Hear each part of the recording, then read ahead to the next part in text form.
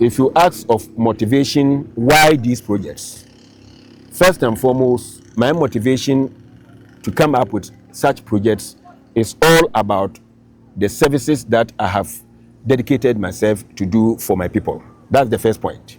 But the second aspect of it, which summarizes everything, is that I am focusing on education and health. Because without good education, we who are up here now, we are leaving the scene in no time. Who are we leaving the scene and giving the mantle to?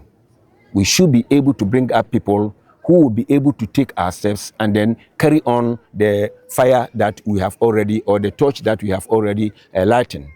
The second aspect of it is that even if you go to school, if we ask you to do anything, even if you are a farmer and you happen to become sick and you cannot have any or have an access to any facility, health facility, then there's a trouble. And that is the reason why we are always interested in our health, because it is out of which that we are able to do our productivity in the nutshell.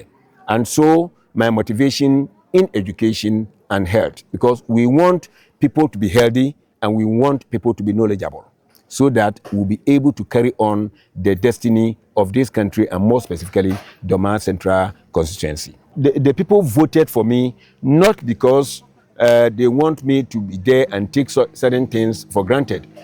When they voted for me, the fact that I am also going to have some monies as flows from government, or from government for that matter, which we call the MP's Common Fund. That is the source of my funding of these projects. These monies that are given to me are not meant for any other thing, but are meant to give it back to the people. How do I give it back to the people? I cannot just walk into through the street and then meet you and give you penny, dollar, and so on. No, that's not how we give back to the people. You come up with something that will be beneficial to each and everyone within the catchment area, and that means I am giving back what I have received for and on behalf of them, and exactly so is what I'm doing.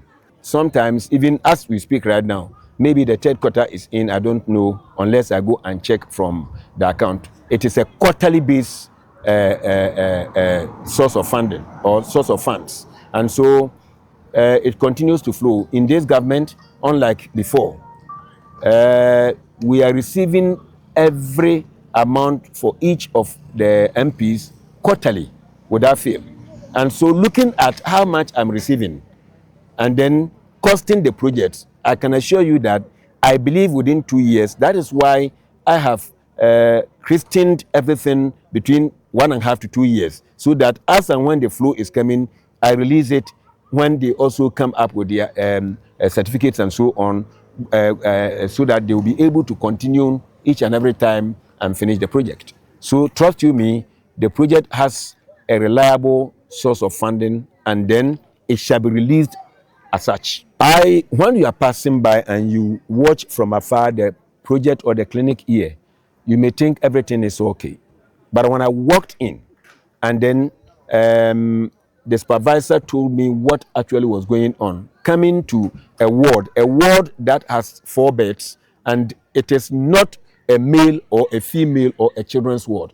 It is a female, male, children's ward together. 4 beds. So when it happens that there is a male, there is a female, there is a child, and it means we are done. And how do you treat a female amidst males, and even if it is children, fine, but amidst these people? And so me, the second thing I saw that I nearly wept was the leakage, because I got to one of the rooms, which is the improvised emergency, and you could see from the ceiling that it is even ripping off. What it means is that there is the leakage that is coming from up, and it is destroying almost everything. And then the report was that whenever it is raining, those who have been kept there at that ward means they have to just evacuate them to nowhere, and that is the problem. for the workers who are here, especially the nurses and then all the health workers around here. In fact, for me, it is a sacrifice that they are doing, because you don't go through this training that we have had so far, and somebody is posted to somewhere and then you come here. But that sacrifice, I can assure them that in no time, their status is going to be almost the same as somebody that has been transferred to elsewhere in Kumasi and other places, because at least when the environment is good for you, you are a bit comfortable. And so they must rest assured with His Excellency John Dramani Mahama, the reset agenda is on, and there wouldn't be any difference between a village in quote and a town or city. We are all going to have the benefit of facilities that will also give us that hope that we have done. We have gone through a certain ladder, and at least where we are good to go.